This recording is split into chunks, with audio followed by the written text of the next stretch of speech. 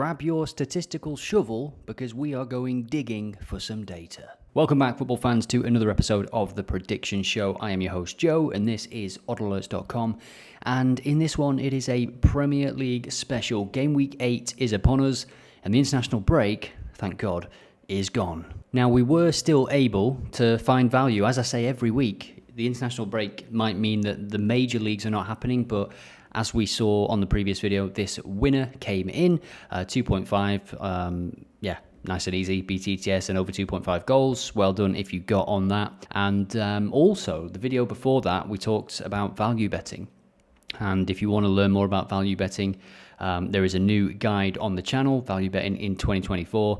And the video that we did after that video, using the same settings, 3 home wins we looked at. Every single game now has landed 3 home wins, 3 victories, all over evens, all with positive value, of course. So if you want a more disciplined approach, a more systematic approach, a more long-term approach, value betting is the way. So feel free to check that video out. I will put the link in the description. And finally, just leaving international football behind, at least until November, Thomas Tuchel is the new England manager. Well done if you guessed correctly in the previous video.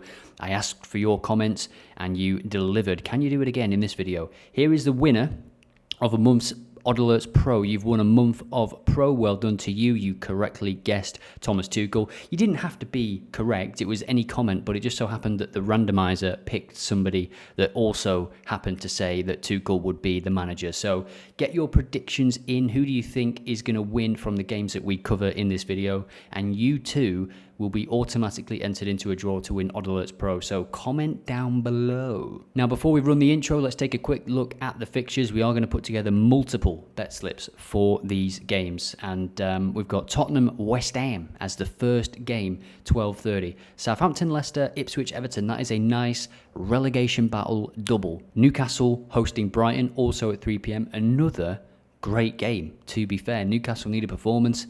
And I think actually there might be a little bit of relief with some Newcastle fans and maybe even some of the coaches and players that Tuchel did get the job, because I think in the back of people's minds, Eddie Howe was always a front runner, and I don't think it will have affected performances, but you never know. Man United Brentford, you expect Brentford to at least score in that game. That's where Man United are at the moment, and there's some interesting data there that we will take a look at in this video. Bournemouth Arsenal is the tea time fixture, and then on to Sunday we've got Wolves, who in terms of goals conceded, they are really poor at the moment. Not the game that you want really playing Man City, but as we will see as well, they've got decent performances against City in recent times and against bigger teams, to be fair. Wolves are a bit of an interesting one because whilst all the data suggests that they are in no kind of form, they are able to put together a performance, but they're just not getting the results at the moment. Liverpool-Chelsea is the game of the game week, so no doubt about that. We will take a look at that one. And then Forest Palace, not so much the game of the game week. So without further ado, let's get into it. Football drives our hearts. Data plays its part. Value bets we seek with Joe from oddalerts.com. So we'll start with Tottenham against West Ham, and for me, Ange Postecoglou's Tottenham side, they are a great watch, but they are susceptible to concede. In the last 30 games, they've conceded 46 goals in all competitive competitions. They will be looking to bounce back from that Brighton collapse, 2-0 up at half-time and cruising, to be fair. I think with the way they play, they're always going to give you space. They're always going to give you opportunities. If Bentancur doesn't have a good game, or if he's caught out in the wrong position, or if Van de Ven goes on a run and then he's caught out, there is so much space. There are holes in that squad, because Kulusevski is not a holding midfielder, is he? And then James Maddison next to him as well, playing centrally this season. That they're not disciplined midfielders. They're not players that are going to sit back and help out Bentancur. So it'll be interesting to see what kind of system he goes for and where certain players do play, because I think it affects the result and the performance for sure. Now for West Ham, away from home, they're actually unbeaten, but as you can see, they play Palace, Fulham, Brentford. This is the toughest test on the road for Lopetegui so far, and they have conceded in 2 of those 3 games. And if you look at their overall form, they've won twice. It's a bit patchy, isn't it? It's not the best. They won against Ipswich Town and Crystal Palace, who have had debatable starts to the season, shall we say. Now, in terms of goals conceded across the last 10 games, this is looking at Premier League form, but across the last 10 games, only Wolves have conceded more goals than West Ham. So that's something to look out for. And of course, Tottenham here this season averaging 2 goals per game, 14 scored across their 7 games so far. Now, an interesting stat that I came across for fouls, just as we take a look at Andy Madley, the referee, who actually has I would say lower average than most referees in terms of cards. You can see that he produces more cards in the second half by some distance. But the stat that I'm referring to is West Ham. They are second for fouls won, so their players are being fouled often, and they are first in terms of the lowest number for fouls committed. So they're not committing that many fouls, and they are being fouled an awful lot. So if you are putting together a bet builder for this game, maybe you look at fouls for players like Udogie, Bentancur. Maddison is a good one. I think he's like 1.5 to commit a foul. There are possibilities, and as we'll see in a minute when we jump to Bet365, I'm just not feeling the odds for this game because they are super, super low.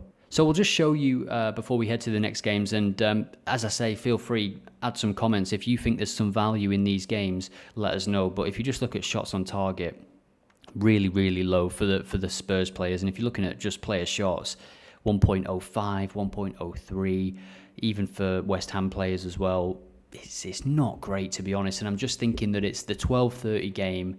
After the international break, there will be some tired legs, there may be some rotation, it might be a bit of a slow start, and that's maybe potentially, if that's the feeling that you have, maybe that's where the value is. Most goals to be scored in the second half with most goals 1.9, usually that's above even, so even that, is a little bit low. If you're looking at cards, over 2 cards 1.2, if you're looking at potentially West Ham to have over 1 card 1.3. But again, as we saw, they're not committing that many fouls. So is that really that great? I don't think so. Tottenham to have over 4 corners, 1.16. Now, if you remember a few videos ago, we had a winning selection for a Tottenham game, which included this line, and it was like 1.4 or something. It was much higher, and I just think wherever you look in this game, the odds are not fantastic. So that, coupled with the fact that it is the early game, and as we say here in England, never bet on the early. So we're not going to combine the early with any of our games. We're going to do a 3 p.m. selection today. So let's dive into some of the data and then put together some slips. Newcastle versus Brighton. This is a game that I'm really looking forward to. Nice big pitch for Brighton to exploit on the counter-attack. BTTS has landed in 71% of all games for both of these teams, and 7th against 6 is what it is coming into this game. And Newcastle, if you look at the XG, the expected points, they are higher in the league than they should be. There's no doubt about that. And if we just look at their recent performances, they are winless in 3 games. They were beat at Fulham.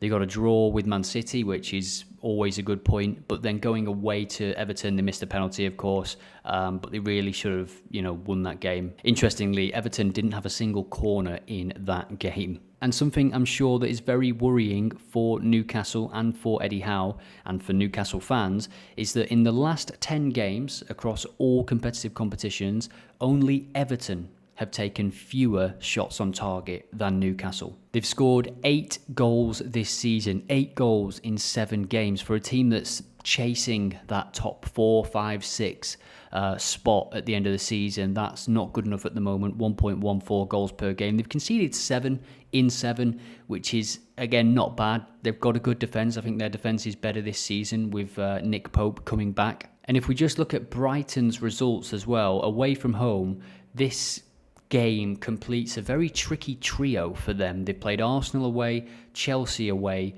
and now they will go to Newcastle. Now, they've scored in every away game so far. Will they score at St James's Park? Let us know in the comments. Now we'll jump to the cards section, and I was using the API before and I came across a stat when searching for the last 10 games.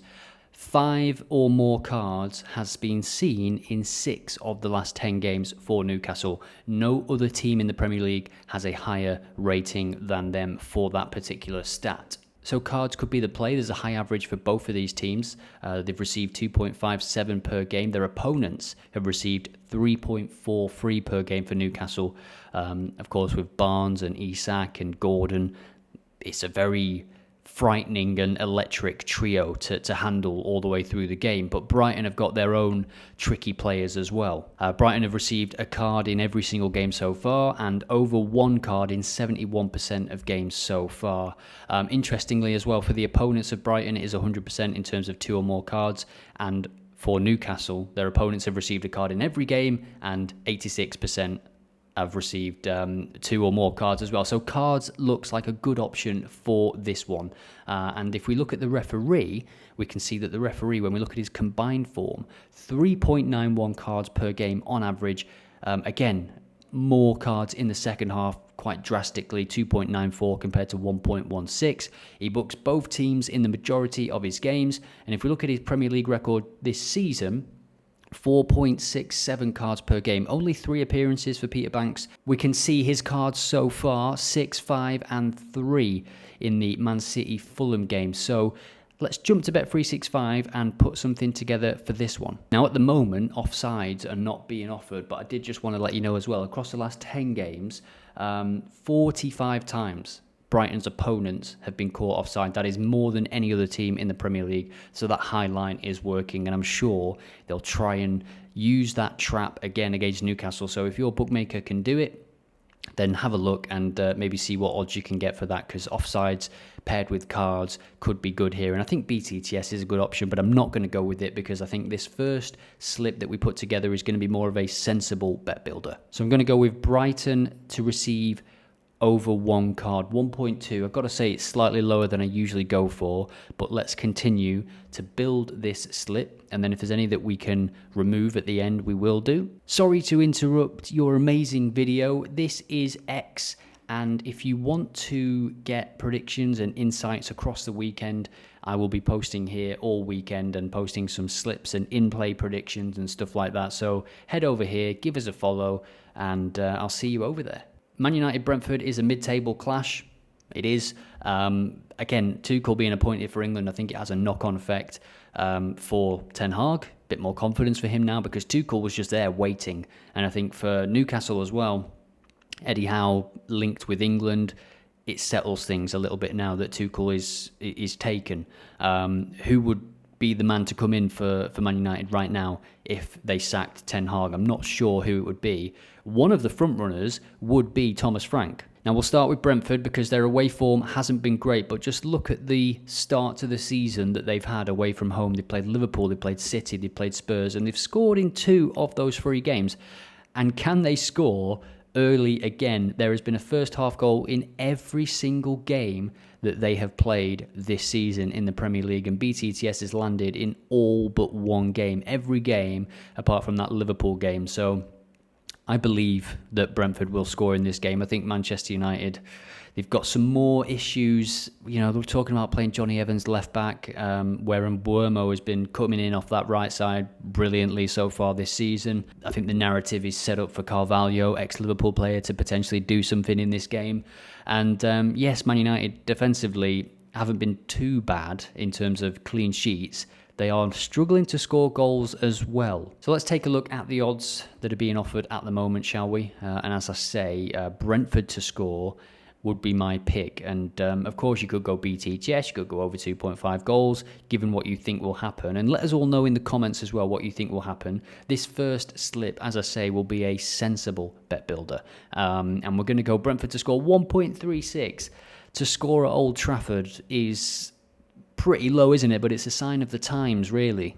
Now, if we just head to the general section, I think Man United can take a little bit of confidence in the shots on target against statistics for Brentford. So in the Premier League here, Brentford have faced 18.29 shots per game on average. Man United with 12.14 at the moment. But in the last 10 games, across all competitions, only West Ham has faced more shots than Brentford. So There is something to work on there for Thomas Frank, and he'll be very aware of that, that they are letting in too many shots.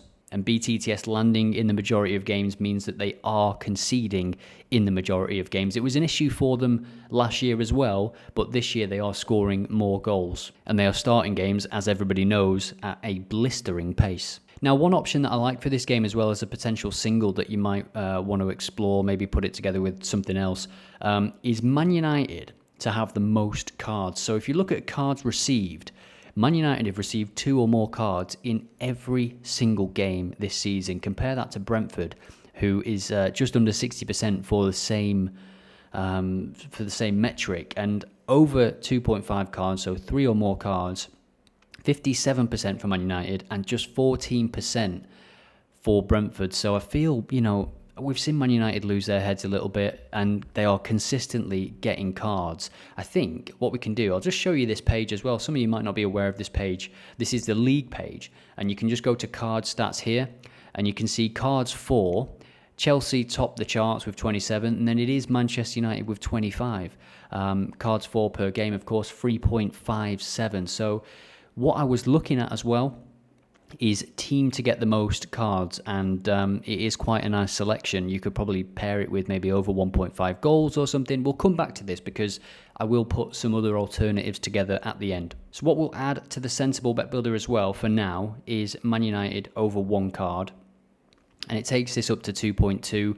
1.83 is the total odds for the in-game bet builder here. Brentford goal and over 1 cards for Manchester United. Now let's jump on to the next game, which I think is potentially a great game. Fulham against Aston Villa. Now this game is 8th against 5th, which is a testament to the amazing job done by Marco Silva so far this season. Of course, Unai Emery, we all know the amazing job that he's done. They come into this after a pretty poor performance, to be honest, against Manchester United. 0-0 was a pretty awful game, but I think the performance was in midweek for them. They played Bayern Munich a few days earlier, didn't they, and really gave everything in that game. Just 1 defeat for Aston Villa so far this season. And for Fulham, they have scored in every single game apart from that opening day game where they were unlucky not to score, to be fair, against Manchester United. BTTS has landed in all but 2 games for them, and you wouldn't bet against them scoring here. They are playing very, very well. And that Man City game, I mean, they were the better team at Man City. They were the better team by far, by some distance. They should have won that game. They really should have won that game. 2 of Man City's goals, Kovacic's goals, they were quite fortunate, to be honest, whereas Fulham, every time they went forward, it was calculated, the passing was good, and Adama Traore could have had a hat-trick. He really could have had a hat-trick, and that leads me on to an interesting stat, actually. Across the last 10 games, we can look at cards for this, as it's sort of contextual. In the last 10 games, no team has won more fouls than Fulham. And meanwhile, Aston Villa ranks 2nd during that same period for fouls committed. So, it's Traore, isn't it? If you can't stop him, just foul him. Now, in terms of cards here, an interesting stat as well. Fulham might be winning more fouls, but just look at that there.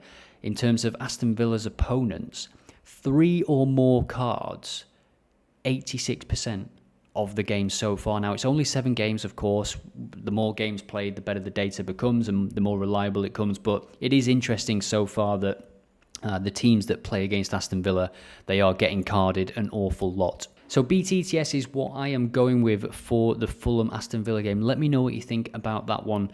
There's always a danger when it's the first game back from the international break. That's why I've not touched. It's one of the reasons I've not touched the Tottenham game. Sorry, the odds are terrible, but it's that first game back from the international break, early kickoff. There will be some tired legs. There will be some players that have been playing in South America or whatever that have, had one training session. There's players that have taken knocks. Agate for Manchester United, he went off after about 70 minutes injured. I think Diaz played the majority of the game for Colombia. So, you never quite know how players are going to come back. Are they going to be in the same form that they were in before the international International bake-off? Probably not is the answer. So BTTS is the highest risk option, and what I'm also going to do is take off the Brentford goal because I will use that in another selection later. So this is our first treble, 2.64. Let me know what you think about this in the comments. Are the odds too low for you? Would you go higher? What would you add to this? As you'll see in a moment, I've got some other options, some other potential ways to mix up the data that we have looked at in the video. And sometimes that's all it takes, combining something with something else. You've just got to make sure probability is on your side. So this is the first treble. This is the more sensible one that we are putting together. And as you'll see in the next couple of games that we feature, we will be a little bit more experimental, shall we say. So on to Ipswich, who are still winless, of course, but this is probably the biggest and best chance for them to open their account in terms of games won. Everton at home. They will have earmarked this fixture, certainly. I know managers say that they don't look at the calendar and do that, but let's be honest, Ipswich at home to Everton, they'll be hoping to get their first victory. They have drawn 5 of the last 6 games, and they've actually scored in 5 of the last 6 games as well. So they'll be confident of scoring. Delap is on fire at the moment, scored for the under-21s as well. He looks a real player. He looks a handful. It's not always easy to make that step up, but the things that you need to play in the Premier League, he's got it in terms of the physicality and the pace and everything. So I think he'll be a great player this season for them. If they can stay up, he's going to be a massive, massive part of it. And in every game that they have scored, BTTS has landed. And Everton, unbeaten in 3, but away from home, they've conceded 4, then 3, then 1. So progressively getting better, to be fair. And they were away at Spurs and Villa. I just wouldn't touch Everton at the moment. I don't trust them. I don't know what type of performance they're going to give you at this moment in time. So Ipswich, Everton, and for this one, we're going to cover both games in a single slip. We're going to cover both of the relegation battle games. So Ipswich, Everton here, what we're doing right now. And then next, Southampton versus Leicester. So the first thing I'm going to go for is Delap to have a shot on target. He's on fire. Everton, not the best defensively. Pickford, I think, as well. It's a bit shaky at the moment, to say the least. He was dropped for England, wasn't he? Maybe the rotation was always coming, but I don't think so. I think he was dropped. As I say, Ipswich, when they score, BTTS usually does land. What I'm going to go for here, and some people may disagree, let me know in the comments, I think Ipswich or draw. I think these games are so important for them. And I could see this one being a 1-1, even a 0-0. Delap, in this case, we're taking away risk. Delap doesn't have to score. It could just be a P-roller. It could be the worst shot on the planet, but it's a shot on target. And Ipswich to not lose, because that will be important to them to not lose. And that home support in a game like this, which the fans are kind of expecting a victory here, I do believe. So with that said, we've got 1.86 there. Let's move on to the next game. Next game is Southampton-Leicester, and just a point for both of these teams. When we look at the home form against the away form, a single point for both of them. So what's going to happen in this one? A very worrying statistic here for Southampton, and Leicester's isn't great at all, but shots on target, 2.67 per game for Southampton at home. Now, they may have faced tough teams at home, to be fair. They played Man United, didn't they, there, and had a player sent off, but this is what needs to change, because they're having a lot of the ball. You can see here, passes per game, 542, but they're not turning that into anything meaningful, really, similar to Burnley last year. Now, that said, on the other side of the coin, they have scored in 4 of the last 5 games. They've scored in 3 away games, though, so at home, they've fired blanks in 2 out of 3 so far. So this could be a turning point for them. 1-0 defeat to Forest, the Man United game that I mentioned, and then a 1-1 draw with Ipswich. So this is a massive game as well for Southampton to put in a performance, to have plenty of shots, to show their fans what they're about this season, and to get their first win of the season. Do you think they can? What are your predictions for this one? Let us all know in the comments. Now, Leicester away from home is quite interesting. I mean, their results there, you can see there's plenty of goals in their games. BTTS has landed in every game apart from that most recent game, which was a home victory against Bournemouth. And Bournemouth, they really should have scored in that game. Goal disallowed, and then they hit the bar and the post twice as well. So away from home, Leicester have conceded 2 or more in every away game played so far this season. That will give confidence to Southampton, but they've still got to go and put in a performance. Another interesting thing that I noticed on the head-to-head is that Leicester have won the last couple of games 5-0 and 4-1. 5-0.